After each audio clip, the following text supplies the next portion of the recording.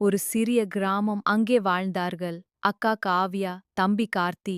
அம்மா அப்பா சிறுவயதிலேயே இல்லை. அக்கா தான் அம்மாவாகவும் அப்பாவாகவும். அக்கா நாங்கள் இருக்கிறோம். எனக்கு படிப்பு நிறுத்தி தம்பிய படிக்க வைத்தாள். தானே பசிச்சாலும் அவனுக்கு சாப்பாடு வைத்தாள். நீ பெரியவனா ஆகணும் தம்பி. கார்த்தி புத்திசாலி.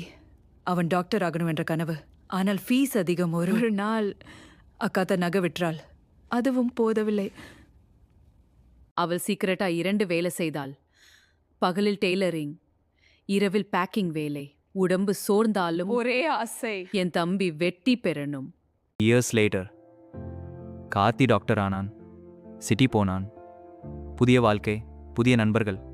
ஆனால் அவன் ஸ்லோலி மாறினான். ஒப்பருக்கு கொள்ளோட்டில் ஒரு நாள் அக்கா கால் பண்ணினாள். சாப்பிட்டியா தம்பி? அவன் சொன்னான் பிஸி, லேட்ட பேசலாம். அந்த லேட்ட வரவே இல்லை. அக்கா அமைதியா இருந்தாள். ஒரு நாள் அக்கா மயங்கி விழுந்தாள். அயல்வாசிகள் ஹாஸ்பிடல் கொண்டு போனார்கள். டாக்டர் சொன்னார் கிட்னி ஃபெயிலியர். ஆனால் அவள் தம்பியிடம் சொல்லவில்லை. அவன் டிஸ்டர்ப் ஆகக்கூடாது. மந்த்ஸ் லேட்டர் கார்த்திக்கு ஓல்ட் ட்ரங்க் ஒன்று கிடைத்தது.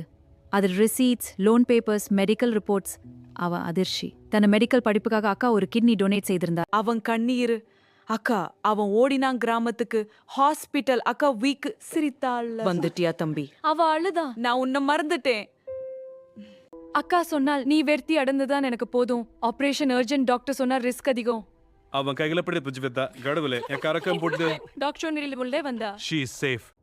கார்த்தி பெரிய ஹாஸ்பிடல் தொடங்கினா. பெயர் காவ்யா கேராவ். ஏழைகளுக்கு ஃப்ரீ ட்ரீட்மெண்ட்ஸ். என்ன டாக்டர் ஆக்கியதே அக்கா. நண்பர்களே, சில உறவுகள் இரத்த உறவு மட்டும் இல்ல, தியாக உறவு, அன்பு உறவு. அதை மதிங்க. இழந்த பிறகு புரியாதீங்க. இந்த வீடியோ உங்களை தொற்றுல. நன்றி.